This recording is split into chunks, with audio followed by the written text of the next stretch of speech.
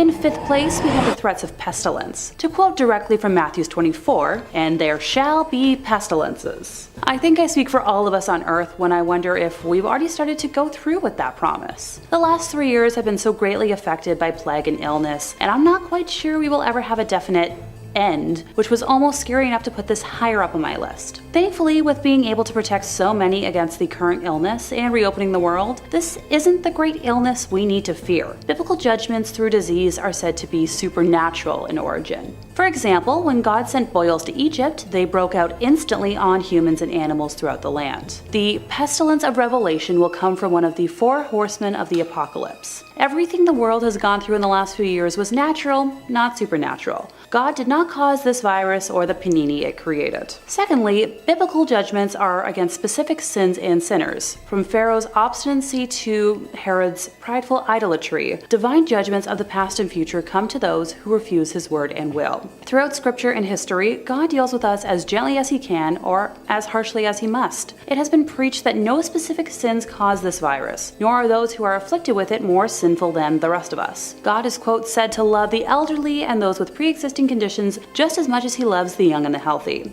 I worry what could happen in the future that could be worse. Mentally, you do not want to see me cooped up again for another year. And as much as I love a good Sleepy Hollow marathon, I don't need to see a horseman of the apocalypse in person. In 4th place, we have the promises of hate. Once again from the book of Matthew, many will be offended and betray each other. Similar to my last point, I worry this prediction may already be beginning to show in today's society. With the news that comes across my feed every day, I worry for the world as we know it. According to the Bible, where there is conflict, there is the potential for hate, which leads to discord, disharmony, malice, and anger. Hate is a motivator for wicked behavior, and the Bible helps identify hate by showing how indulging in it leads to certain outcomes. Hate is not just an emotion, but a state of being that involves choices, behaviors, and thoughts. It separates people rather than bringing them together, because the one hating sets themselves away from another. Hate is intimately tied in with death, and it is said that someone harboring hate is killing their brother in their heart. When this hate is acted upon, it leads to death. Sometimes that is spiritual or relational, but unfortunately it can also be the ending of the life of another. Hate is dangerous because when taken to its logical conclusion, it is the desire to eliminate the humanity of another. I'd like to hope that we as a society can heal from the hatred in our hearts, avoiding this prediction from coming true. In 3rd place, we have the prediction of crazy earthquakes. Quoting again from, take a wild guess here. Did you guess the book of Matthew? You're brilliant! The Bible mentions earthquakes in a prophecy that Jesus gave, his words being recorded as follows. Nation will rise against nation, and kingdom against kingdom, and there will be food shortages and earthquakes in one place after another. Jesus thus foretold that great earthquakes would occur in one place after another at a time when wars, food shortages, and pestilences would also be taking place. Together, these events identify a period in human history known as the conclusion of the system of things, or the last days. Kind of like a puzzle coming together, the 3 predictions I've listed so far tend to all come hand in hand. The National Earthquake Information Center now locates about 20,000 earthquakes around the globe each year, or approximately 55 per day. As a result of the improvements in communications and the increased interest in natural disasters, the public now learns about earthquakes more quickly than ever before. According to long-term records that date back to 1900, we expect about 16 major earthquakes in any given year. That includes 15 earthquakes in the magnitude 7 range and 1 earthquake of a magnitude, say, 8.0 or greater. In the past 40 to 50 years, our records show that we have exceeded the long-term average number of major earthquakes about a dozen times. So far, the year with the largest total was 2010, with 23 major earthquakes, the definition of which being 7.0 in magnitude or greater. In other years, the total was well below the annual long-term average of 16 major earthquakes. For example, 1988 had only 7 major earthquakes, and 1989 having 6. Knowing how much devastation a minor earthquake can cause though, never mind a large one, I'd like to not witness this prediction come to fruition. Thanks. In 2nd place, we have the second coming of Christ, otherwise known as the rapture. Many different religions have predicted this ever since it was said that Jesus ascended to heaven thousands of years ago. The Catholic Church believes at the moment of Jesus' arrival, 3 events will happen immediately. The living will pass, The universe will be transfigured, and the dead will be resurrected, judged, and recompensed. After this single instant or moment, the Church does not know what will happen for the rest of eternity. Only that final and eternal judgment by God of the people in every nation will result in the glorification of some and the punishment of others. Personally, this sounds like a nightmare. A single source of instantaneous judgment deciding everyone's fate? Only a single God knowing what day and when this is going to happen?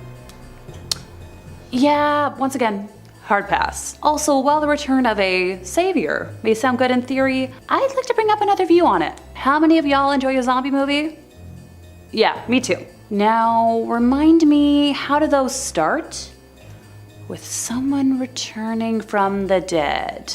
I'm sure you catch my drift here. Adding on to the plague spot from earlier, just imagine what someone who passed away 2,000 years ago could bring back with them. We also have no clue if other spirits could return with Jesus. As history has shown, troublesome spirits and demonic powers have ways of getting what they want by attaching themselves to innocent beings, or posing as such to trick us. Once again, as much as I love discussing demonic powers that have made their way to Earth, I highly disapprove of anything that could attract them here. I'm begging you here, for the love of all things in the world, leave the gosh dang Ouija board on the shelf at the store. Please.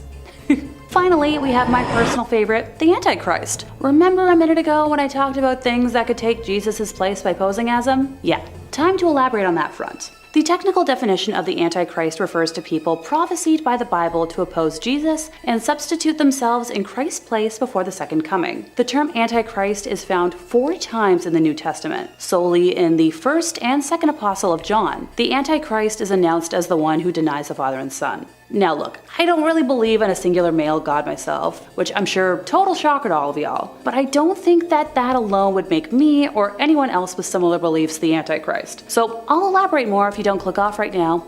Yes, pay attention.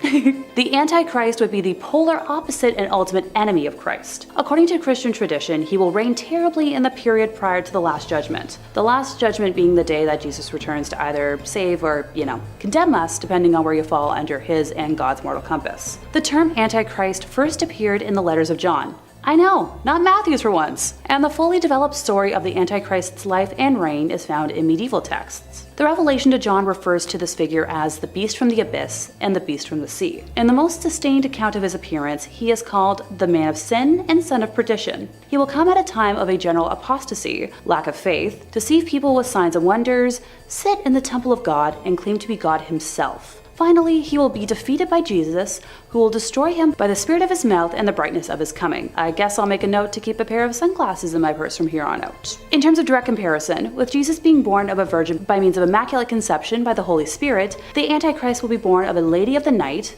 by means of conception by a diabolical spirit. Although opinions differed as to whether the Antichrist's father will be a man or demon, in either case the Antichrist will be, as commonly noted in the Middle Ages, full of the devil from the time of his conception. He will be born of the tribe of Dan, known as the viper in the road, rather than the tribe of Judah, and in Babylon, not Bethlehem. Like Christ, the Antichrist will grow up in obscurity and begin his open ministry when he reaches the age of 30, gaining followers by giving signs and performing miracles. The signs and miracles once more would be polar opposites of Christ, because, well, the Antichrist's supposed miracles will only be tricks, with his triumphant reign lasting for around 3.5 years. Like Christ, the Antichrist will make his way to Jerusalem, but unlike Jesus, he will be enthusiastically hailed and revered. During his reign, he will rebuild the temple and sit on the throne of Solomon while he converts the rulers of the earth to his cause. All who resist him will be tortured, and there will be great suffering to an extreme that has not been experienced since the beginning of time. The prophets Enoch and Elijah, who never died but were spirited away to heaven, will arrive to preach against the tyrant, but the Antichrist will slay them. At the end of this allotted 3.5 years, however, the Antichrist will be destroyed by the power of Christ, and after a short amount of time will come the Last Judgment and the end of the world. Not to sound like a broken record, but once again, yikes! I'd rather not have that battle or have this world end. Sure, it's not perfect by any means, and while I could stand here for about an hour and list off a long list of things I'd really love to see improve, I don't want to face an all-out battle. Number 5. A dangerous bioweapon. In 1925, the Geneva Convention decided to ban the use of biological weapons in war, with all the countries making a promise to never, under any circumstances, develop, produce, stockpile, or otherwise otherwise acquire or retain microbial or other biological agents or toxins, whatever their origin or method of production, of types and in quantities that have no justification for prophylactic, protective, or other peaceful purposes. They also agreed not to develop weapons, equipment, or means of delivery designed to use such agents or toxins for hostile purposes or in armed combat. For the most part,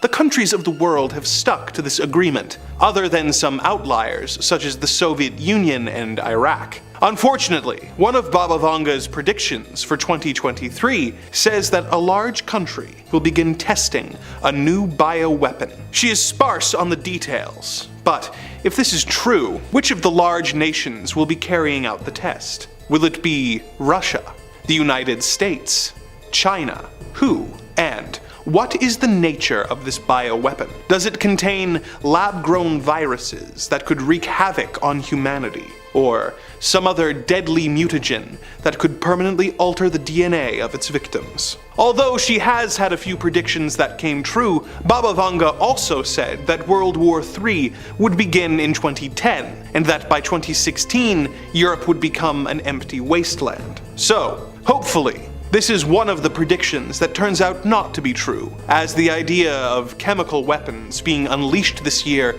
is simply too much for me to deal with, on top of everything else going on. Number 4. A solar storm. With all the rather dire predictions made by Baba Vanga, it could be tempting to call her a pessimist. One of her more devastating predictions for the year ahead is that we will experience what is known as a solar storm. A solar storm refers to phenomena taking place on the surface of the sun, such as coronal mass ejections or solar flares. If one of these coronal mass ejections were to reach Earth, it would cause a geomagnetic storm that would have horrible consequences for our technology-reliant world. This kind of storm has happened before on Earth in 1859, in what has since been called the Carrington Event. Due to the work of astronomer Richard Carrington, it resulted in telegraph networks being knocked out, as well as people who were operating the telegraph machines being electrocuted, and even some pretty nasty fires. But it would be much worse if it happened today. Imagine, if you will, a world where all of the technology that you take for granted was suddenly fried and unusable. Suddenly, internet access and records would be lost. Communication systems that we have come to rely on to keep our world running would become useless blocks of dead machinery. A world of darkness where chaos reigns and the financial markets are suddenly put into a dramatic tailspin that we could not even begin to reverse the effects of for years. Think of the chaos that took place relatively recently in Texas when the power grid went down, and imagine what would happen if that took place all over the world. The effect of this happening now could be no less than the total collapse of modern society. This is one of the most plausible predictions made by Baba Vanga, as some scientists say that since this kind of solar activity has happened before, we are overdue for it to happen again, and that it is not a matter of if, but rather a matter of when it happens. Considering the disastrous global consequences of one of these severe solar storms, let us hope that Baba Vanga is incorrect in her prediction that this will happen in 2023. Number 3. A series of viruses. Considering how ill-prepared we turned out to be for the last super virus that ravaged the world, the idea of more viruses in the future is somehow equal parts terrifying and exhausting. Baba Vanga actually predicts a few different viruses will come to light, but the soonest will not affect humans, though it is still disturbing. According to Baba Vanga, in 2023, birds will be subjected to a deadly virus that will transmit through both the air and contaminated water. It will spread incredibly fast, wiping out entire flocks in weeks and leaving many species of bird on the brink of extinction. Scientists will apparently scramble to try and find a cure for our avian friends, but the now common sight of a flock of birds flying through the air will become a distant memory. This doesn't directly affect humans, but considering how much chicken we as a species eat, this will be a tough loss if it comes to pass. Although that is the only virus predicted for this year, Baba Vanga has predicted that there will be a series of viruses over the coming decades, each one more serious than the last. The next virus Baba Vanga predicts will apparently take hold in 2088 and will be unlike anything we've ever seen. It won't cause humans to have trouble breathing or for their immune systems to be compromised, but will apparently cause people to age extremely rapidly, resulting in a young person in their 20s looking like a senior citizen within a few seconds. This virus will apparently be an issue for humanity for almost 10 years, when it is apparently exterminated in 2097. We will then apparently get a break from pandemics until the year 2256, when a rocket sent to explore the deepest parts of the cosmos will return to Earth carrying an intergalactic virus. Hopefully this virus won't be too intense, as a universal cure for all diseases isn't predicted until the year 4304, though by then Baba Vanga says that humans will no longer live on Earth, but on Mars. So, make of that what you will. Number 2, a change in the Earth's orbit. There's a lot of wonderful things to like about the planet Earth. Lush fields, flowing waters, and its orbit exactly where it should be, which is quite an underrated but fantastic trait of the big blue marble we call home. Baba Vanga made another worrying prediction about the state of the Earth for 2023. She predicted that somehow, something is going to knock Earth off of its orbit forever. The Earth's orbit has been altered before, but in this prediction, the alteration is going to be much more significant, causing much more widespread effects. Now, it should go without saying that something knocking Earth off of its orbit would be very bad. If Earth somehow was thrown off its orbit by some terrible force, it would wreak incalculable havoc. Countries would be thrown into cycles of days and nights that would not last for hours, but months at a time. Think of the damage that would cause. Unending daylight would lead to mass sleep deprivation, global anxiety, as well as incalculable damage to our flora and fauna and wildlife. Crops would be ravaged and burnt, leading to a global famine. Unending days would lead to temperatures doubling, melting the ice caps at an even faster rate than they already are. This would result in massively rising sea levels and the flooding of coastal cities. Unending night wouldn't be much better, as it would make things very cold, and plant life would have no way to achieve the necessary photosynthesis, resulting in crop failures and once again, countless deaths. Interestingly, this is a recognized phenomenon called a polar night, and there's a town in Norway that experiences something like this. In Tromsø, the sun doesn't rise from November to January. While this is fine for a Norwegian town, a polar night taking place in important farmland regions that are responsible for feeding massive portions of the population is a recipe for disaster, and that's not even mentioning how much easier that would make it for vampires to attack us. Number 1, an alien invasion. One of Baba Vanga's most surprising predictions for 2023 is that this is the year we will make contact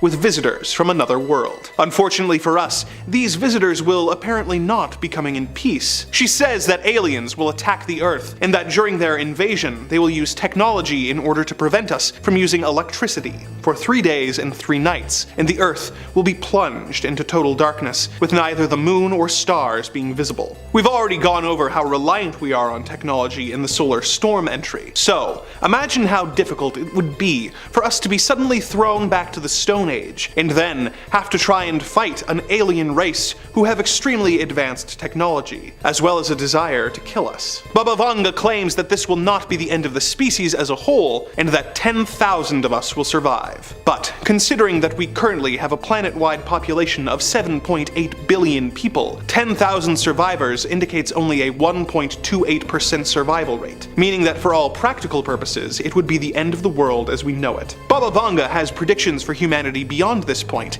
and some of them are truly incredible. They include things like the discovery of time travel, the colonization of other planets, underwater cities, and an eventual peace being made with the extraterrestrials. But considering that if her predictions come true, there's only a 1.28% chance that any of this will be relevant to you, there really is no need for me to get into those right now. Number 5, Stonecutters and the Secret Order. Season 6 is up there as one of the best seasons of The Simpsons overall. Like, it was just banger after banger. Tons of classic episodes. You got the Who Shot Mr. Burns plotline, some of the best in the series. There's a bunch of season 6 episodes on this list, just to show how seminal it was. One of the more memorable ones is Homer the Great, where a downtrodden Homer feels he has no place in the world or higher meaning until he finds himself involved in a gentleman's club called the Stonecutters, a secret centuries-old order Homer finds himself at the center of when he is revealed to be the prophesized chosen one of the group. Now, as it turns out, the Stonecutters are far more than just a place for the guys to play dominoes and kick back. They're also a powerful clandestine lobby group pulling the strings behind the scenes. They're behind everything. They're rigging the Oscars, they bury the electric car, they keep Martians under wrap, and they find consistent work for 80s icon Steve Guttenberg. The Stonecutters are a fairly obvious stand-in for various conspiracy theories like the Freemasons or the Illuminati, and if you believe the conspiracies, and I bet you do because you're watching these videos, allegedly they run the world behind the scenes. It's always rumored and long thought that they're controlling everything from the shadows. Could the Simpsons writers be letting the public know the truth of these sinister dealings? How these organizations work? Could Homer's secret monkey society be pulling the strings? Now, of course, if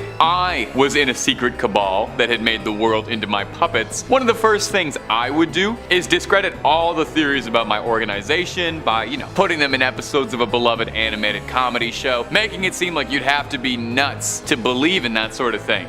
But that's just what I would do if I was part of a secret order controlling things. And if you're looking for more conspiracies, theories about beloved shows from your childhood, we have got plenty of that. Click through Top 5 Scary and I'm sure you'll find something worth shrieking at. Stay subscribed, stay scared, but most importantly, keep watching this video right now because we got way more weird Simpsons predictions coming up for you right after this. Number 4, super realistic holograms. The Simpsons has been going on for so long that their episodes that were once in the past are now set in the future. Iconic Lisa's wedding episode, by the way, another season 6 episode. That episode's future flash forward took place in 2010. Very funny to think about that now when they say Homer was a child, he was a child in the 90s. I'm not ready for him to age up for a few years to be a 2000s kid. Anyway, it's just funny seeing what they thought the future was going to look like and how we keep surpassing those things, and we'll see where it goes from there. Eventually, the Simpsons started doing a little mini story arc of sorts with their future flash forward episodes, and one of them is in the episode Holidays of Future Past from the series' 23rd season. So I could probably say anything happened in this episode. I doubt anybody's still watching then. I'm getting off topic here. Bart is down on his luck, and as one could probably expect, he's still living under the thumb of Principal Skinner, who's now Landlord Skinner at the Springfield Elementary Loft. Classrooms getting converted into apartments is depressing, but not really the scary prediction we're going for here. It's when Bart's watching Itchy and Scratchy. Instead of it being an animated show, it is now a 3D hologram that seems like it physically exists within the environment. It's a tangible thing. It's even splattering all over the walls behind on what used to be the chalkboard Bart was writing on every day. Now, holograms are already getting pretty out there in terms of technological advancements. Our man Homer himself was even a hologram, joining his father Matt Groening up on stage at Comic-Con one year. And I think it's possible that in the eventual dark future, we'll have holograms that exist as real physical objects you can touch, interact with, and I wouldn't be surprised if we started to see hologram TV shows. Hologram The Simpsons would be a lot of fun. Hologram South Park, I don't know if I'd let that into my home. I'm not 100% confident about that. I do suspect though, if there was holograms that you could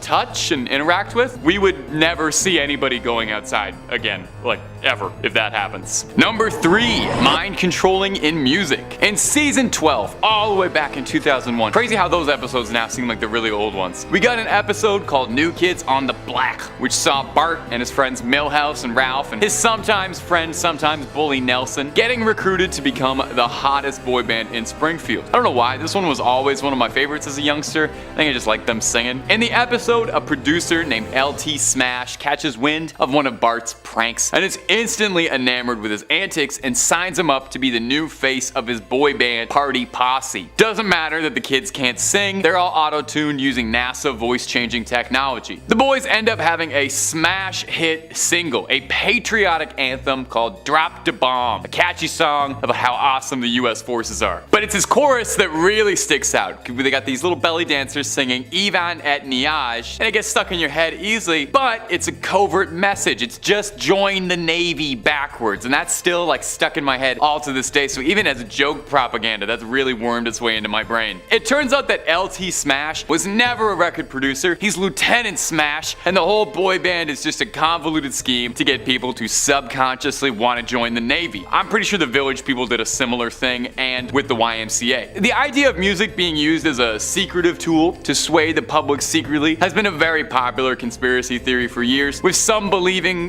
rap and hip-hop are Illuminati puppets for mind control or world domination. I know it would certainly explain how much Lil Nas X's music gets stuck in my head. Industry baby, industry plant, maybe, by the Stonecutters even. This sort of thing really isn't that far off, to be honest, from all the wild predictions on this list so far. Using media to sway public opinion for propaganda is way more commonplace than I think any of us really realize. I mean, just last year, the film Top Gun Maverick, hugely popular movie, everybody saw it, contained this very subliminal message throughout the script where every time you saw a fighter jet flying around with sweet 80s music, you thought, wow, flying a plane would be so cool, I should fly a plane for the US Air Force. It's just crazy how subliminal they do that sort of stuff. Number 2, sentient robots. Besides The Simpsons, one of my all-time favorite TV shows is HBO's Westworld. Well, at least the first 2 seasons. I don't really want to talk about what happened to Westworld.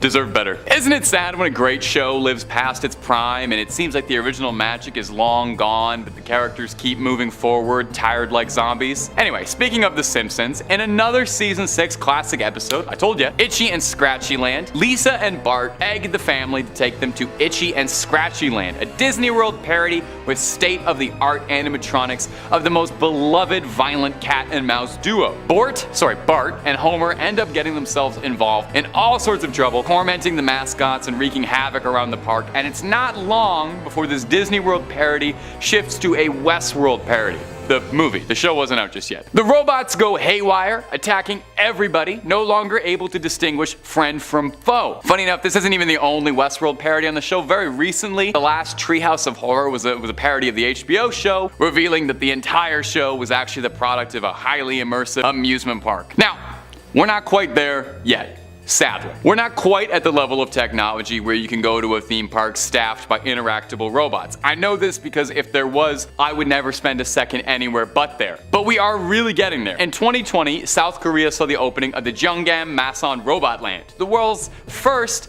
totally robot-themed amusement park. Now, the robots at this amusement park, they look pretty cute, all things considered, because I guess, you're not gonna scare them right away.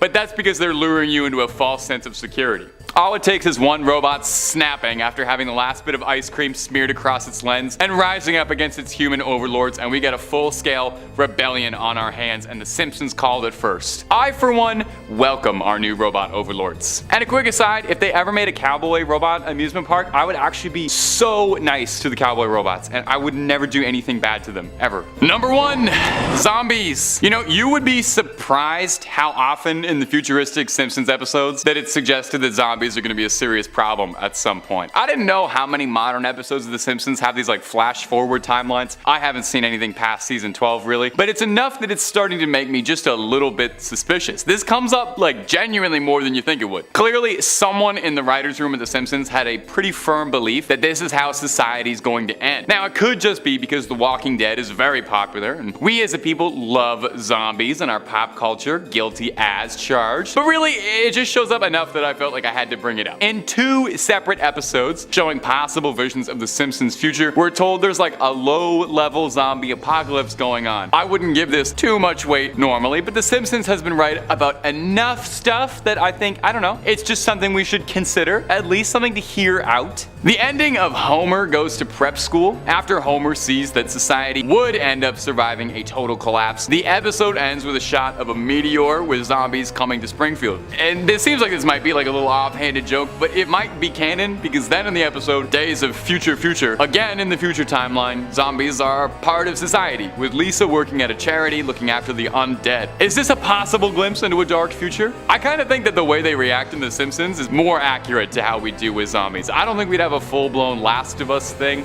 maybe for a couple weeks, but I feel like we just work around it. I think you'd see zombies working as Uber Eats couriers or just hanging out on the street and someone would tug on them on a leash and stuff. Besides, I'm not that afraid of seeing a shell of someone's former self shambling around as a corpse. I've seen modern episodes of The Simpsons. Number 5. War. What is it good for? 7 months the Great War. People dead of evil doing. Ruin ever shall not fall to the king. Now, if you've watched any of our previous videos on Nostradamus and other end-of-the-world prediction-style videos, you know that Nostradamus and the other seers tended to keep their predictions pretty vague, but sometimes they spelled it out simple enough that even a simpleton like me can follow along. Nostradamus is predicting a big war, a great war even, in size, not in quality. I don't think there was ever a great war. If the quatrain is anything to go off of, Nostradamus predicts that the war will erupt across Europe and then ravage the countryside, while hopefully keeping the city of Rouen, France in a good spot, and will refuse to fall to the king. Now that part is open to a little bit of interpretation, because really that could mean anything. Who could the king be referring to? Is it one particular world leader? One nation vying for power? Is it the Burger King mascot who's finally snapped and is on a warpath of world domination? He's easily the most unhinged and dangerous of all fast food mascots, and the one I would most expect to start a war. Now, this is obviously a delicate subject, but the current situations across Eastern Europe is already cause for enough alarm. A war that's got everybody on their toes and watching the news constantly. And I don't think anyone wants to see it develop further into a proverbial Great War. A 7-month Great War sounds like it'd be over in a flash, but I think the last thing anyone wants is a war that's over in a flash, knowing the nuclear-powered arsenals out there. Shorter war is not necessarily a good thing. Nuclear annihilation is kind of the last thing anybody needs out there.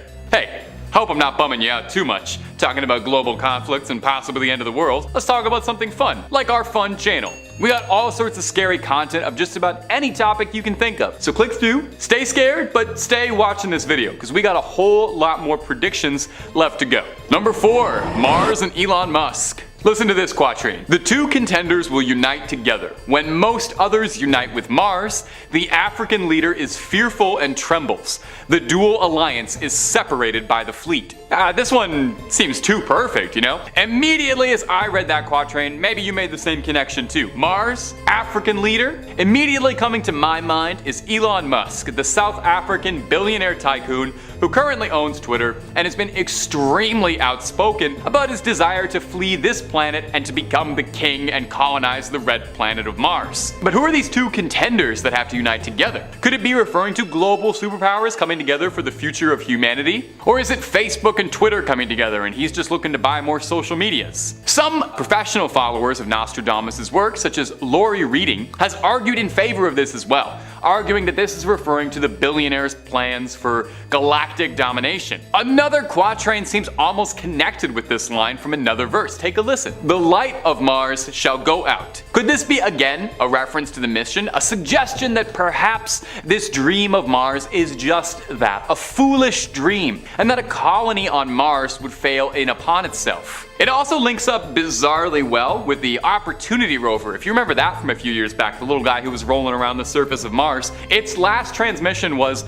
"My battery is fading and I'm going dark," which is almost like directly saying a light of Mars is going out. This is actually starting to creep me out here. Nostradamus might have been magic just a little bit. Time will tell, obviously, if this one remains to be true, although after Twitter, I don't know. I'm not so sure. I don't know if I want to pay $8 a month to subscribe to Mars Blue for a checkmark. Number 3, more plague. Oh, that's the last thing any of us need. Well, take a listen to this doom prophecy. Near the gates and within 2 cities, there will be 2 scourges, the likes of which has never seen. Famine within plague, people put out by steel, crying to the great immortal God for relief. Well, this doesn't sound fun at all. I'm not sure anybody wants this. I'm pretty sure everyone watching this has experienced more than enough plagues to last us a lifetime. Of course, it's unfortunately kind of foolhardy to think that humanity will never experience another viral epidemic because, well, germs are always going to exist unless we eradicate them entirely. So all we can do is brace ourselves for the next one and hopefully learn from the past. I mean, that's why we're looking all the way back to an old French astronomer who was writing things in the 15th century, and the off chance that any of it might help us out. Well, he might be on the money with this one again, because recently in 2021, researchers in Siberia uncovered in a block of ice 33 strains of ancient novel viruses. Now, novel means that they haven't been discovered before, not that they're just kind of fun and no trivia. Personally, I would put them back in the iceberg, I think, and then I would put like a tarp or maybe some tape over it. I think we should just deal with that where it is, and we should not be bringing any ancient prehistoric viruses into today's times. I think I'm good. Now, what really concerns me about this quatrain is the picture that it paints. Near the gates and within 2 cities, the people will be put out by steel, crying to the great immortal god for relief. Oh, that's dramatic. Could this be a reference to some power taking out its own citizens? Armies firing at infected individuals? Now, it could be that, but it could also be possible that Nostradamus somehow had a powerful vision into the future, and he was just watching an episode of The Last of Us, and he was basing his predictions around that. Good on him for not spoiling that series for 500 years. Number 2, economic crisis. Take a listen to this. No abbots, monks, no novices to learn. Honey shall cost far more than candle wax. So high the price of wheat that man is stirred to eat his fellow man in despair. Now, I'm not an economist. I'm a YouTuber, sort of. But I don't need to be an economist to tell you that things have been getting pretty expensive and everyone's feeling their purse strings tighten up. I can't tell you how many times this week I've had pasta with no sauce for dinner. Admittedly, I don't buy a ton of honey or candle wax, so I can't really comment on how accurate that all is, but I can definitely tell you that my weekly groceries are getting a lot more expensive. The fear, of course, here is that I think eating your fellow man in despair really does not sound like the good option. Now, there are a couple different ways we could take this interpretation. We could take it very literally, suggesting that things are going to get so dire and so bad that we'll have so little food to go around that we're forced to consume one another to survive, which really doesn't sound pleasant. And while I'm talking, I'd just like to throw out here, I am way too stringy to be valuable as meat. I mean, look at me, I'm like a bird, I'm hollow, so I wouldn't make a good meal out of me at all, so don't even bother trying over here. Alternatively, it could be interpreted in a more esoteric way. And since he's an old astronomer, I'm sure he spoke esoterically most of the time. He could be referring to the idea of eating the rich. If people get so fed up with the costs of living on just about everything and decide to revolt and strike back at the people in charge, hoping to dismantle the systems in place, which, hey, funny enough, actually leads into a segue for my next point really well. It's almost like I set that up. Number 1, great discord. Take a listen. The trumpet shakes with great discord, an agreement broken, lifting the face to heaven. The bloody mouth will swim with blood, the face anointed with milk and honey lies on the ground. Like most of Nostradamus' writings, this one does sound a bit like it's the opening monologue to one of the Lord of the Rings movies, and wow, honey again. Honey was like a really serious cause of concern for this guy. I think he might not have been an astronomer. He might just have been a man who took his morning tea incredibly seriously. So besides crying over spilled milk and honey, what do our great Nostradamus experts have to say about this one? Was Nostradamus banned from his Discord server and writing against the tyrannical mods? Well, like all of the ones on this list, this unnerving prediction seems to suggest that dire violence will come to plague us, with unrest between the masses and classes leading to full-scale rebellion and riots. This little ditty seems to support that, with Nostradamus writing that sooner and later you will see great changes made, dreadful horrors and vengeances. Well, I support great changes, definitely. I'm a huge fan of great changes, but I am not so sure about dreadful horrors and vengeances. I feel like I've seen more than enough of those. The last few years have seen more civil unrest than ever. Like, this is the most upset I've seen people in my life, at least. With it seeming like that somewhere around the world there's a mass scale protest or riot every couple of weeks. You know, it's easy to flick on the news and you see that and wonder if eventually we're gonna hit a boiling point and we'll see some of those horrifying horrors and vengeances and all those mal plots that he was thinking up. And when it does, if we'll see some serious changes, or hey, at the very least, maybe some positive progress towards the price of honey, because apparently that's the most important cause in the world. Number 5. Oh great, more viruses. Considering how ill-prepared we turned out to be for the last super virus that ravaged the world, the idea of more viruses in the future is somehow equal parts terrifying and exhausting. Baba Vanga actually predicts a few different viruses will come to light, but the soonest will not affect humans, though it is still disturbing. According to Baba, in 2023, birds will be subjected to a deadly virus that will transmit through both the air and contaminated water. It will spread incredibly fast, wiping out entire flocks in weeks and leaving many species of bird on the brink of extinction. Scientists will apparently scramble to try and find a cure for our avian friends, but the now common sight of a flock of birds flying through the air will become a distant memory. This doesn't directly affect humans, but considering how much chicken we as a species eat, this will be a tough loss if it comes to pass. The next virus Baba Vanga predicts will apparently take hold in 2088 and will be unlike anything we've ever seen. It won't cause humans to have trouble breathing or for their immune systems to be compromised, but will apparently cause people to age extremely rapidly, resulting in a young person in their 20s looking like a senior citizen within a few seconds. This virus will apparently be an issue for humanity for almost 10 years, when it is apparently exterminated in 2097. We will then apparently get a break from pandemics until the year 2256, when a rocket sent to explore the deepest parts of the cosmos will return to Earth carrying an intergalactic virus. Hopefully, this virus won't be too intense, as a universal cure for all diseases isn't predicted until the year 4304. Though by then, Baba Vanga says that humans will no longer live on Earth, but on Mars, so make of that what you will. Number 4. A dangerous bioweapon. In 1925, the Geneva Convention decided to ban the use of biological weapons in war, with all the countries making a promise to never, under any circumstances, develop, produce, stockpile, or otherwise acquire or retain microbial or other biological agents or toxins, whatever their origin or method of production, of types and in quantities that have no justification for prophylactic, protective, or other peaceful purposes. They also agreed not to develop weapons, equipment, or means of delivery designed to use such agents or toxins for hostile purposes, or in armed combat. For the most part, the countries of the world have stuck to this agreement, other than some outliers such as the Soviet Union and Iraq. Unfortunately, one of Baba Vanga's other predictions for 2023 says that a large country will begin testing a new bioweapon. She is sparse on the details,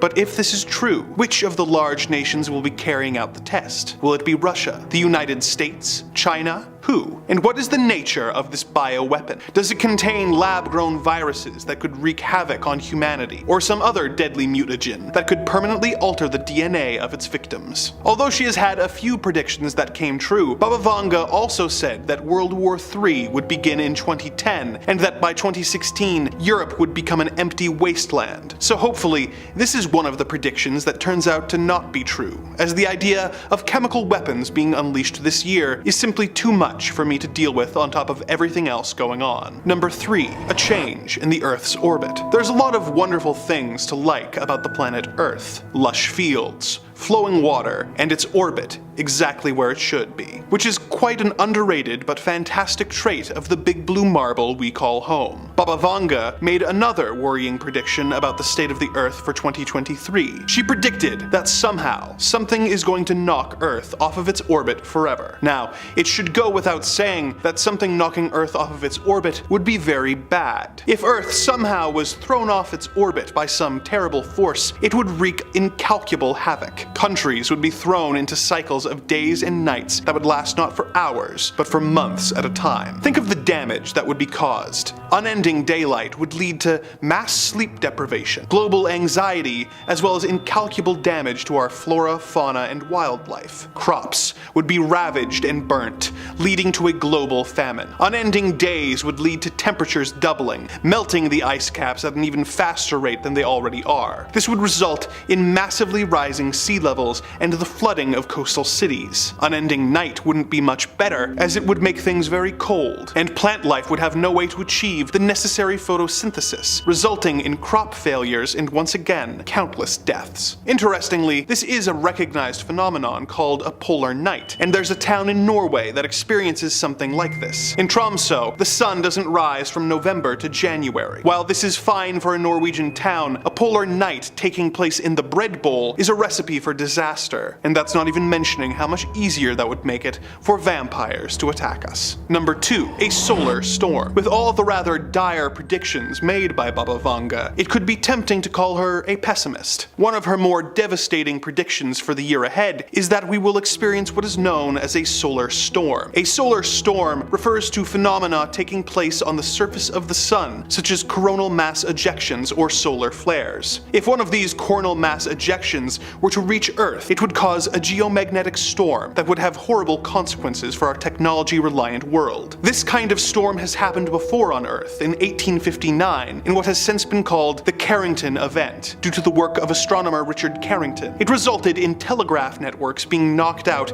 as well as people using electronics being electrocuted, and even some pretty nasty fires. But it would be much worse if it happened today. Imagine, if you will, a world where all of the technology you take for granted was suddenly fried and unusable. Suddenly, internet access and records would be lost. Communication systems that we have come to rely on to keep our world running would become useless blocks of dead machinery. A world of darkness where chaos reigns and the financial markets are suddenly put into a dramatic tailspin that we could not even begin to reverse the effects of for years. Think of the chaos that took place relatively recently in Texas when the power grid went down, and imagine what would happen if that took place all over the world. The effect of this happening now could be no less than the total collapse of modern society. This is one of the most plausible predictions made by Baba Vanga, as some scientists say that since this kind of solar activity has happened before, we are overdue for it to happen again, and that is a matter not of if, but rather of when it happens. Considering the disastrous global consequences of one of these severe solar storms, let us hope that Baba Vanga is incorrect in her prediction that this will happen in 2023. Number 1. An alien invasion. One of Baba Vanga's most surprising predictions for 2023 is that this is the year we will make contact with visitors from another world. Unfortunately for us, these visitors will apparently not be coming in peace. She says that aliens will attack the Earth, and that during their invasion, they will use technology in order to prevent us from using electricity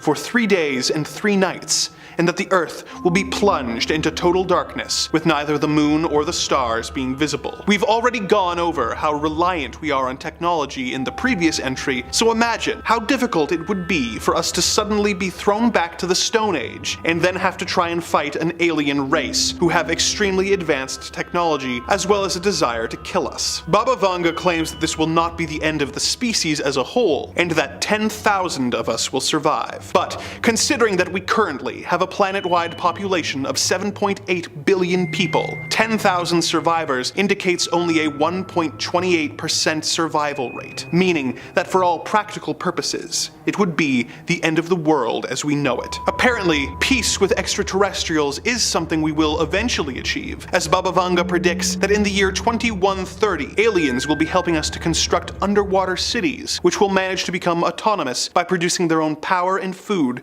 by 2195. These underwater cities are even more impressive when you consider that Baba Vanga also predicts that the Earth will become dry and desertified by 2170. Baba Vanga also predicts that in the year 2288, humanity will discover time travel, and that this is when aliens and humans will make contact. Which is interesting, as she already said that the first contact in war with the aliens would happen 265 years prior. And if this is first contact, who are the aliens helping us build the underwater cities on the dry desert planet of Earth 158 years earlier in 2130? Do all these contradictions have anything to do with the time travel we will discover? Truly, Baba Vanga gets more and more mysterious as time goes by. Number 5. A bioweapon disaster. Baba Vanga has been called the Nostradamus of the Balkans, and if you're a fan of this channel, presumably you've heard a lot about Baba Vanga. When she was a girl, a sandstorm blinded her. However, when a door closes, God opens a window, and although she lost her sight, she was given a second sight, an ability to allegedly see into the future. And over the years, she's made quite a name for herself, making several predictions. Now, any old hat can predict stuff, but it takes a real prophet to land the nail on the head. One of Baba Vanga's more concerning predictions to say the least, is that in the near immediate future, there's going to be a bioweapon disaster carried out by a large nation. Now, of course, in classic Baba Vanga tradition, she was just cryptic enough to not mention which country's doing this. As well, it's hard to say what exactly she meant by a bioweapon, but that's why we love you, Baba Vanga. We love vague mysticisms over here. Some sort of gas weapon or a virus? Now, the United Nations, of course, bans the development and production of any biological weapons, but if you think all the countries follow everything the United Nations does all the time, I've got a bridge I'd love to sell you.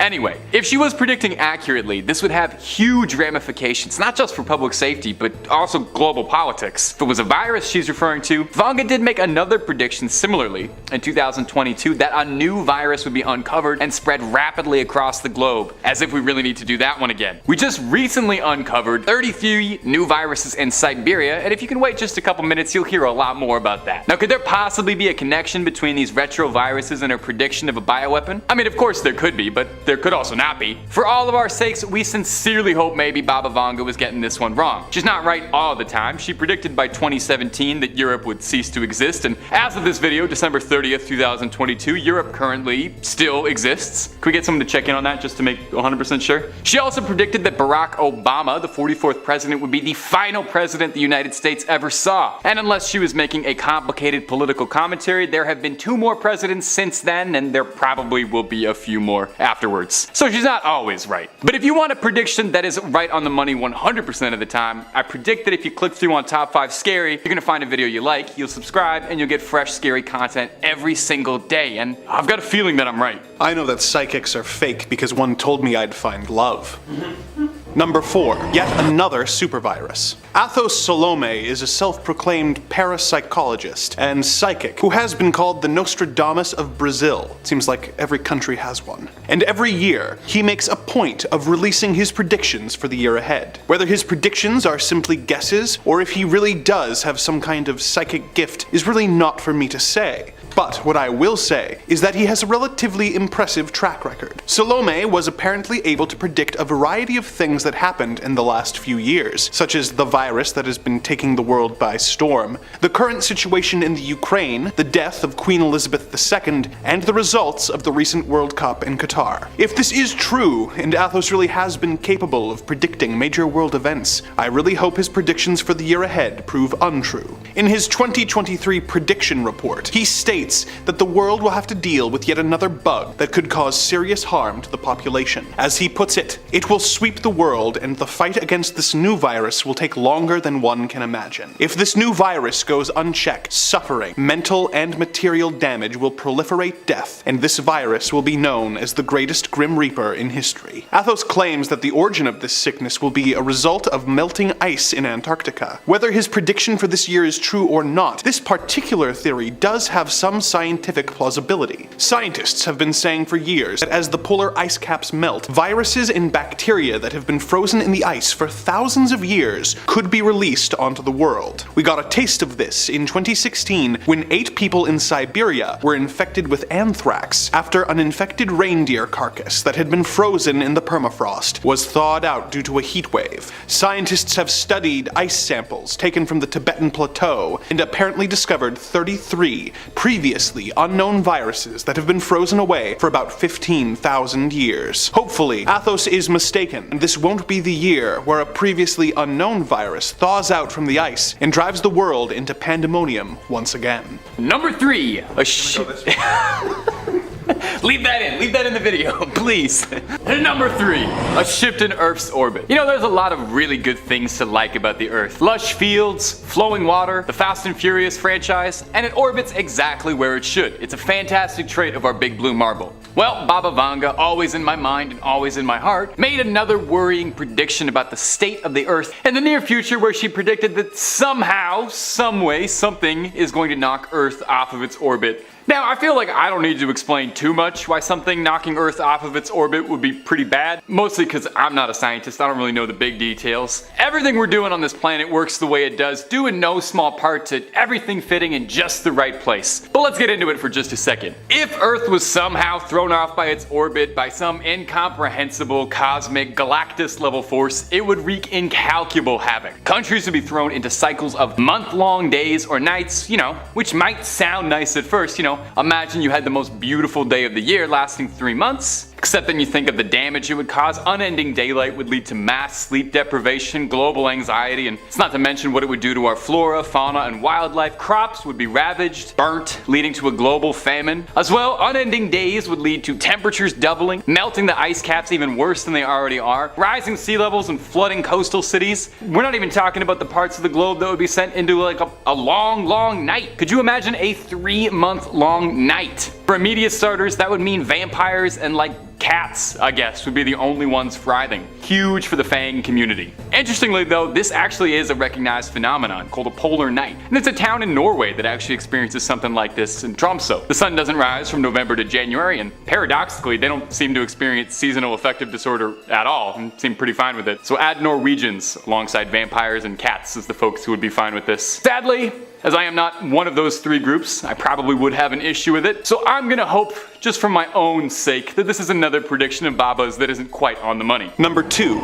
Solar storms. With all the rather dire predictions made by Baba Vanga for the upcoming year, it could be tempting to call her a pessimist. One of her more devastating predictions for the year ahead is that we will experience what is known as a solar storm. A solar storm refers to phenomena taking place on the surface of the sun, such as coronal mass ejections or solar flares. If one of these coronal mass ejections were to reach Earth, it would cause a geomagnetic storm. This kind of storm has happened before on Earth in 1859, in what has since been called the Carrington event, due to the work of astronomer Richard Carrington. It resulted in telegraph networks being knocked out, as well as people using electronics being electrocuted, and even some pretty nasty fires. But it would be much worse if it happened today. Imagine, if you will, a world where all of the technology you take for granted was suddenly fried and unusable. Suddenly, internet access and records would be lost. Communication systems that we have come to rely on, keep our world running, would become useless blocks of dead machinery. A world of darkness where chaos reigns, and the financial markets are suddenly put into a dramatic tailspin that we could not even begin to reverse the effects of for years. Think of the chaos that took place relatively recently in Texas when the power grid went down, and imagine what would happen if that took place all over the world. Considering the disastrous global consequences of one of these severe solar storms, let us hope that Baba Vanga is incorrect in her prediction that this will happen in the upcoming year. I'm sick of hearing about Baba Vanga. I'd like to hear somebody else prophesizing some doomsday. Maybe Nostradamus, he's a pretty good one. Nostradamus wrote hundreds upon hundreds of predictions, and for years after the fact, scholars and experts have been trying their darndest to decipher what he meant by them, because like all the great psychics of the world out there, he only wrote in vague mysticisms. So let's hear what Mr. Michel de Nostradamus had to say. Take a listen. The moon in full of night over the high mountain. The new sage with a lone brain sees it. By his disciples invited to be immortal. Eyes to the south, hands in bosoms, bodies in the fire. Now, I'm gonna be level with you. This does kind of sound like something a wizard in a cave in like one of the Zelda games would tell you, but let me do my best to parse this. Some Nostradamus experts and translators believe that this could be a reference to the rise of the digital age. I know, but bear with me. The new sage with a lone brain sees it. By his disciples invited to be immortal could possibly be referring to, and I don't want to stroke his ego too much here by calling him a sage, but Mark Zuckerberg's desire for the metaverse and his unwavering belief that that's the future of humanity, that we're all going to strap ourselves into a VR headset and start living our new lives inside a digital realm that looks like Wii Sports Resort, where we'll all begin anew and leave our fleshy bodies behind. Perhaps this is what Bodies in the Fire is referring to. Now, this stuff all seems a little sci-fi still, but it's an interesting thing to ponder and think about as we're getting close to reality each day. Is this the end goal for humanity? To link us all up? To escape the weakness of our flesh flesh and get plugged into the matrix, existing as bits and bytes forever? In the last few years, we've seen AI go from rudimentary chatbots to these impressive creation tools capable of generating things we wouldn't believe. Will we get to a point where an AI can mimic a human experience? Notable video game director Hideo Kojima firmly believes this, and in a December 2022 interview alluded to this, saying that he believes he'll continue making video games even after his own death because he will have scanned his brain, and an AI based off his thoughts and his works will continue on his legacy long after he's gone. A disciple invited to be immortal, and if there's any disciple, it's Hideo Kojima. Now, I don't know about you, but I kinda like this reality, and I hope we can stay in it just a little bit longer, but that's mostly because I'm bad with computers. Number 5. Realistic holograms. In the episode Holidays of Future Past, we get another glimpse into the future timeline of the Simpsons family. Bart is living in the refurbished Springfield Elementary, which is now low-income housing, meaning Bart is still under the thumb of Principal Skinner, who's now Landlord Skinner of the loft at Springfield Elementary. A little side prediction, I absolutely think this is gonna happen. I definitely think people are gonna live in decommissioned schools. You know, we're not gonna need them anymore if we're all just downloading Wikipedia onto a USB into our consciousness. Okay, I'm getting sidetracked. Anyway, to pass the time, Bart is still into Itchy and Scratchy, except instead of watching it on TV, Bart watches it as a live projected hologram in front of him. Itchy and Scratchy then proceed to do exactly what they do best, which is scratch, bite, and inflict grievous bodily harm on one another, which then splatters all over the walls of Miss Krabappel's former classroom behind him. Now, hologram technology is already leaps and bounds, making incredible strides. I mean, in our lifetime, we've seen it go from science fiction to regular reality. The Tupac hologram blew our minds when we first saw it, still blows mine. We even saw Homer as a hologram actually making a surprise appearance at a Comic-Con a few years back with his father, Matt Groening. Now, the real development will be when we get holograms like shown in this episode, that you could interact with physically or could have an interaction with the environment around you, which I think is all kinds of scary. I mean, imagine if a hologram, digital light conjured, could touch you or grab you. Imagine the ramifications of that. Or don't, to be honest, because I actually don't really want to think about it. But if you do want something to think about, why not thinking about subscribing to Top 5 Scary? We got videos every single day for your viewing pleasure. Let's keep going. Number 4. Economic crash. Look, things aren't doing too great economy-wise lately. You tried to buy butter recently? A trip to the grocery store just isn't what it used to be. And maybe the Simpsons writing team knows more than they're letting on. In a recent-ish episode from the 24th season, Homer goes to prep school. Homer meets a new friend who's voiced by Tom Waits, bizarrely enough. The man overhears Homer at Moe's talking about how he doesn't think society could survive a collapse, and the man agrees with him and warns Homer that soon there'll be economic disaster, and the supermarkets will collapse, and the United States will come down with it. Homer insists that America can't fall because it's a strong empire like Rome. The man then pulls out an iPad and shows Homer an unspecified vague video with no dates that warn him of a vague impending apocalypse, which is more than enough to convince a simpleton like Homer to join their cult-like group of survivalist preppers, prepping for what they believe to be the inevitable collapse. Of course, this is a pretty real phenomenon. We all know about preppers by now. Preppers are a recognized group. There was that reality show for a while, so that's all very real. Whether or not there's an incoming collapse and the supermarkets will be empty and we'll all be raiding, who's to say? I'm not an economist, I'm a YouTube host, so all I can say is that I've noticed butter is a lot more expensive than they usually are. In the end, Homer inadvertently triggers an event that causes a collapse in Springfield, but to his and the preppers' dismay, Springfield bounces back like nothing happens. So maybe we don't need to be worried. You know, in the event of a societal shutdown, as long as we have each other and a couple people remember some good jokes from The Simpsons, I think we could survive an apocalypse together. Number 3. Cloning blues. The Simpsons heads towards the future fairly often in the modern seasons these days. I didn't know that. I guess once you've been on for 34 years, you're gonna have to start inching towards the future eventually. Now, in previous episodes set in the near future, like the classics Lisa's Wedding or Bart to the Future, they've been surprisingly bang on with their predictions. I'm sure we all know about they make a joke about President Trump in Bart to the Future, but also some pretty smaller stuff here and there, like FaceTime being the primary method of communicating in the future. Well, the 18th episode of season 25, Days of Future Future, takes us back to the future Simpsons timeline. The episode shows us a grim fate, Homer's death. The family is devastated until Homer is swiftly cloned and replaced, memories intact. Of course, Homer being Homer, this new Homer does not last very long, and his clones have to be replaced like batteries in a smoke detector, and he ends up going through Dr. Frink's entire supply of clone bodies in a matter of days. Eventually, Homer's consciousness is given over to a robotic body, kinda a la Westworld. Now obviously this technology is pretty fantastical, and I would wager we're definitely a few years off, and the very least before we'll see a human being stepping out of a test tube with their memories intact and ready to go face the world. But I think it's more likely coming soon than it is later. Number 2.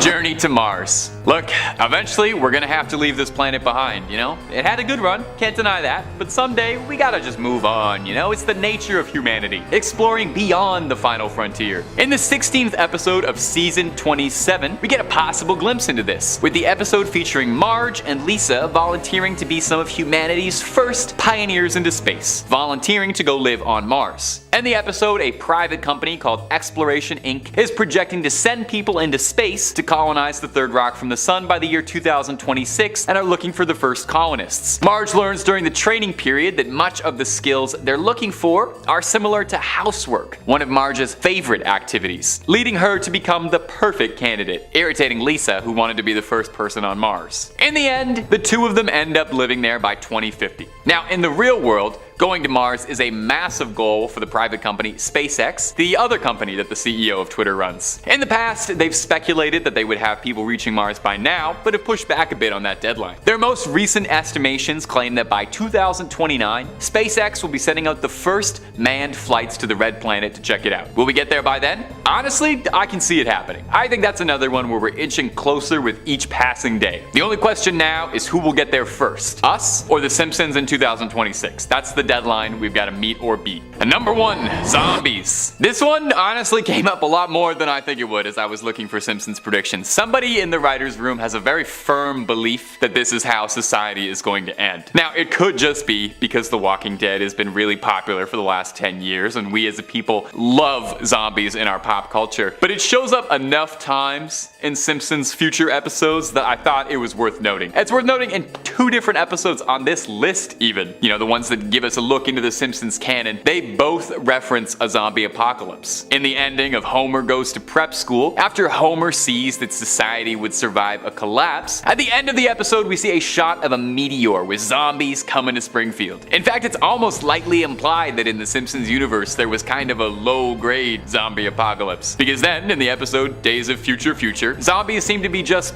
part of society, with Lisa working at a soup kitchen looking after the undead. Is this a glimpse into a dark future? I honestly think the way they treat zombies in The Simpsons is more or less how we deal with zombies. I don't think we'd have a full-blown Walking Dead thing. Maybe that would happen for a couple of weeks, but honestly I think we just work around it. I think you'd see zombies working minimum wage jobs. I think they'd be Uber Eats couriers or just like hanging out on the streets. I'm not afraid of seeing a shell of someone's former self shambling around as a corpse. I hope The Simpsons never ends, if nothing else, so they can always be around to predict the future. Number 5 on this list is better than human robots.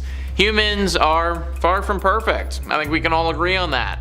But up to this point, there hasn't been a single other species as intelligent or capable as humans have been. That's why we have effectively taken over the whole planet and have become the dominant species. We may not stay dominant for much longer if robots can become better than us though. Best Life says, a more immediate concern that will only be exacerbated in the decades to come is the phasing out of jobs and entire industries as artificial intelligence makes them obsolete. If we do not act promptly in anticipation of job disruption, we could experience a social catastrophe on a scale not seen since the Great Depression, predict Rohit Talwar, Steve Wells, and Alexandra Whittington, leaders of Fast Future, a professional foresight firm. Governments could be caught out by the pace and scale of automation through robotics and AI to such an extent that a sudden surge in unemployment leaves significant numbers of people without work and without the funds to provide for their families. They predict that such a situation would lead to all sorts of collateral issues such as increasing social unrest, tension related to the income inequality, a rise in criminal behavior in order to meet basic needs,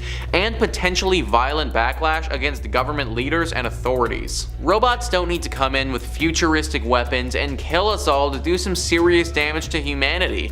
Just by letting us further develop them and then implement them instead of human workers, that's gonna do enough damage. I've read extensively on this topic before, and it is literally already happening right now. People are losing their jobs left, right, and center because robots are just simply cheaper and more efficient. Sooner rather than later, there are going to be too many people unemployed by this, and the whole thing is going to come crashing down. We've just got to hope that by that time, the robots aren't smart enough to take over either. Number 4 on this list is rigged elections.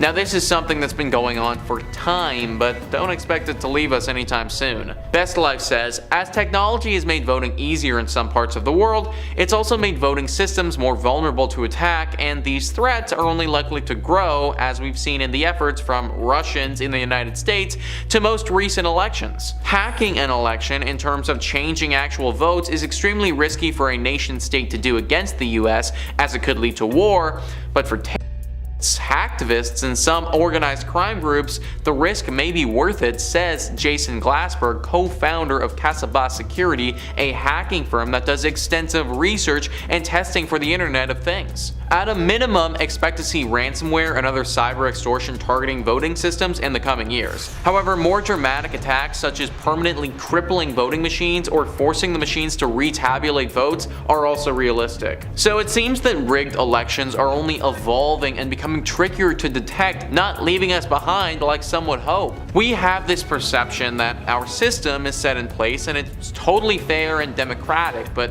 this just goes to show how off that perception is. So many factors that we don't know about go into an election, and our tiny little vote might not play that big of a role if some voting machine is casting millions for one candidate. It's all very slimy and sadly the reality of the world. Number 3 on this list is hijacked cities. So we don't live in Gotham and there's no evil Joker character coming to take over our town, so how would somebody hijack an entire city? Well, Best Life says, the dark side of our technological advancements is that we are also more vulnerable to attack. Glassberg points out to the recent ransomware attack on Atlanta that froze the city's systems, which eventually cost it $2.6 million for emergency response. We can expect to see more attacks like this in the coming years, particularly as city and county governments run a number of critical services which are often insecure and increasingly connected to the internet, says Glassberg. Since it's proven difficult to stop and prosecute these attacks, especially when they use simple tactics like ransomware,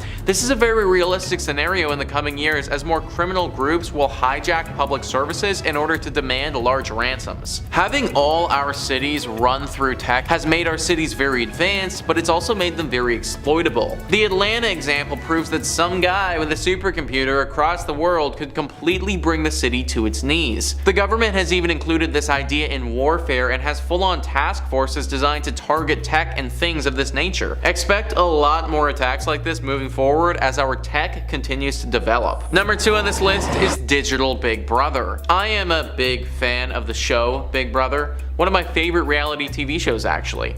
Would I love to participate on that show? Absolutely I would. Do I want to be monitored every second of my life though? Absolutely not. Best Life says, as AI becomes increasingly sophisticated, we will inevitably start to see applications in the security domain developed without further programming by humans, according to the Fast Future team. Whilst not quite to the level of Skynet at the heart of the Terminator movie franchise, the machines promise to be far more sophisticated in their approach than humans and to develop more complex algorithms they predict. Consequently, such developments will severely challenge our ability to understand, monitor, intervene, make changes, and exert control over our digital security bots. They expect that the surveillance and control these bots will have over our lives could increasingly infringe on our freedoms, giving a sense that robot overlords are watching us. I already feel like a robot overlord is watching me. Like anytime I say something that rhymes with Alexa and then my Alexa robot turns on, I realize that I'm being listened to all the time. Or when I mention one thing in passing to a friend, like, I don't know, I say that I really want to go golfing sometime soon, and then the next thing that I see on my Instagram account is ads for golfing. This Big Brother mentality is already happening right now, and it really isn't nice. Apparently, this is only going to become more and more invasive as time goes on. We won't be able to go to the bathroom anymore without some robot knowing about it and storing that information somewhere. And finally, number 1 on this list is extinct species. This one is truly very sad, and it's something that has been going on for decades. Global warming is a disaster. It is a man-caused disaster that is slowly eating the world, and it's gaining speed. The ice caps are melting at unprecedented rates, and before we know it, they will be completely destroyed. Not only will that destroy the habitats of tons of creatures that live by the ice, but it will also destroy the habitats of creatures in the ocean and destroy our cities because the ocean level will rise enough to flood them. The next 50 years is absolutely critical when it comes to climate change, and many experts think that we've already passed the place of no return. It's currently estimated that 1 million species will go extinct by 2050, and there literally isn't anything that we can do about it at this point. Reversing the effects of climate change takes time, and what we do now, we will see those results in 50 years. That number of 1 million species will only continue to rise and rise if change isn't actively enforced. And honestly guys, we might be part of that 1 million species. Number 5 on this list is an alien attack. Baba Vanga believes that in 2022 we will make our first confirmed public communication with aliens, and that it won't go as well as we hope. She says that we will interact with these intelligent beings and that they will send ships to Earth and bomb our cities and take humans as their captives. Now in April 2022, the Defense Department of the United States released videos of what was called an unidentified aerial phenomena. If you've ever seen the video, then you know that the object was not flying in any way that our technology currently can. It was moving around almost like a dragonfly could, moving seamlessly through the air at extremely fast speeds. Many people have speculated that this was the work of aliens, and as of right now we don't have any human explanation for it. It should also be noted that we are always sending out communication waves into space to see if we get anything back. Would I be surprised if 2022 was the year that we got something back? Well, yeah, no, I probably would, but I can also see the reality of it happening as well. I also want to point out that our definition of alien kind of implies that something from a different world will come and take over, and that's also what Baba Vanga has insinuated. However, what about AI? Artificial intelligence is a completely different way of thinking than we have, and therefore alien to our human brains. I'm not just pulling this out of thin air either, but some experts have started to refer to artificial intelligence as another alien being as it gets smarter and smarter. I could totally see a reality where AI gets smart enough and begins some type of attack on the human race. This wouldn't really fit into the whole narrative of Baba Vanga though, because she did state that humans would be taken as captives, but she's also been very vague with some of her predictions before. I think that this prediction is slightly less likely than some of the other ones we're going to talk about, but I can by no means rule it out and have to acknowledge the fact that it might happen. Number 4 on this list is severe famine. Baba Vanga believes that in 2022 severe famine will ravage the world and lead to extreme conflicts that rack up the death toll. Now I want to point out that famine is nothing new, and there are a lot of countries that are suffering from this right now. Nigeria, South Sudan, Somalia, these are just a few. These are all countries where a large part of the population doesn't have regular access to food, and hunger is a daily struggle for these people. And that's just to name a few. However, Baba Vanga's prediction takes it a step further, and she believes that this famine will impact a greater portion of the world. She believes that this will happen due to climate change related issues. Climate change has been known to cause problems for the development and upkeep of food before. This manifests itself in a variety of different ways. One is the drastic increase of storms.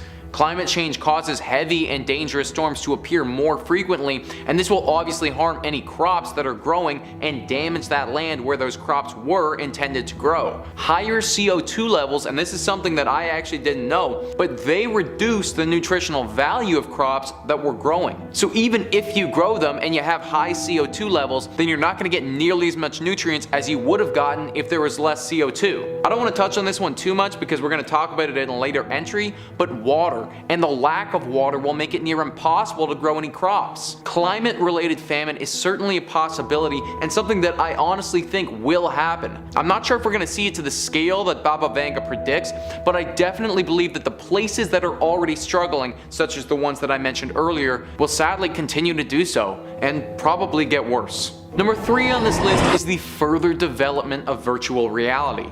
Now, I need to clarify this because obviously virtual reality will continue to develop. We've already seen major advancements in the last 5 years. Baba Vanga thinks that this is going to take a major leap in 2022 though. She dives straight into a Black Mirror episode and predicts that virtual reality is going to get so advanced that humans will get lost in the world and become trapped in it. Now, if this is going to happen, then a lot of things will need to change in terms of VR from right now. From my understanding of virtual reality, you throw something on your face, and even though you look and you feel as if you're in another place, you're still very aware of your real physical world, and if you ever wanted to, you could just take the virtual reality thing off your face and then you're back to regular reality. So the way that they have it set up right now, I don't see any chance of you getting lost in another world because you could just leave whenever you felt like it. However, if we were to develop virtual reality to a point where you become unconscious, then I could see how this could work. I think that it would have to be something like in the movie Inception, where you pass out and then you enter this dreamlike state. If there was any way to upload your consciousness to a virtual reality world, then we could definitely get lost in it. For right now, I don't think this is going to happen in 2022, but I think that this is 100% something that could take place in the future. If you've ever watched or played any virtual reality stuff, then you'll notice that the graphics, I mean, they're certainly not the ones that we're used to when you're playing Xbox or PlayStation or something. Who knows, maybe the government has some virtual reality technology that is way more advanced than anything available to the public that I don't know about, and that gets released in 2022, and Baba Vanga's prediction does happen. I do feel though, like this one might take a few decades still. Number 2 on this list is the appearance of a very dangerous virus from a glacier.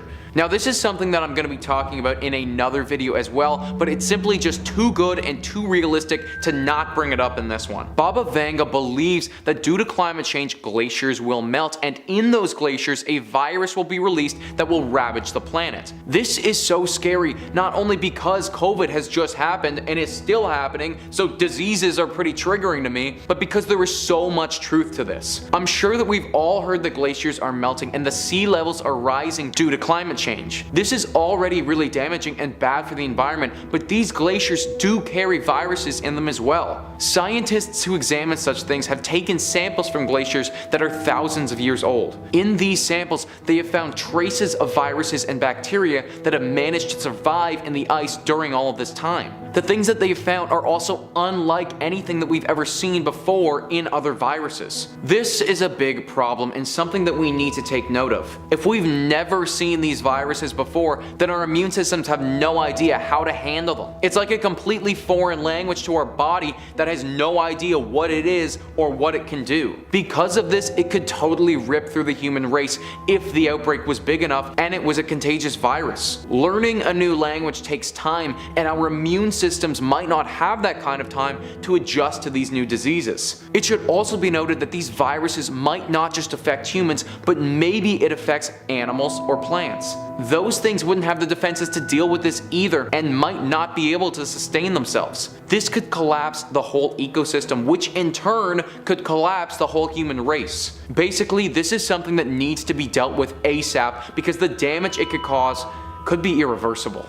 Number 1 on this list is a lack of drinking water.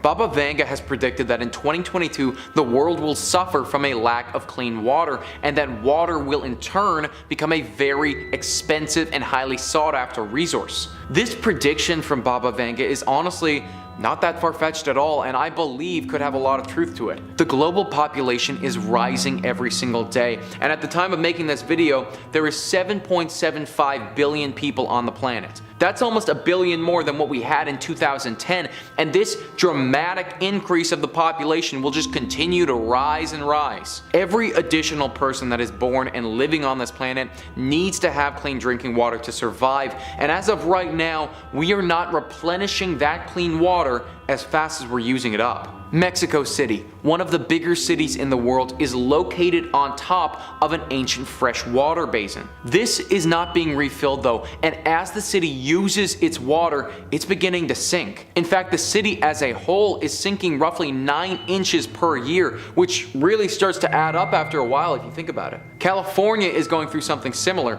and has suffered a very serious drought over the last few years. Even after they got hit with some extremely heavy rainfall to counteract this, it still didn't do enough to refill what they had lost. We also have to factor in that fresh water isn't just used for our drinking, but also for the food that we eat.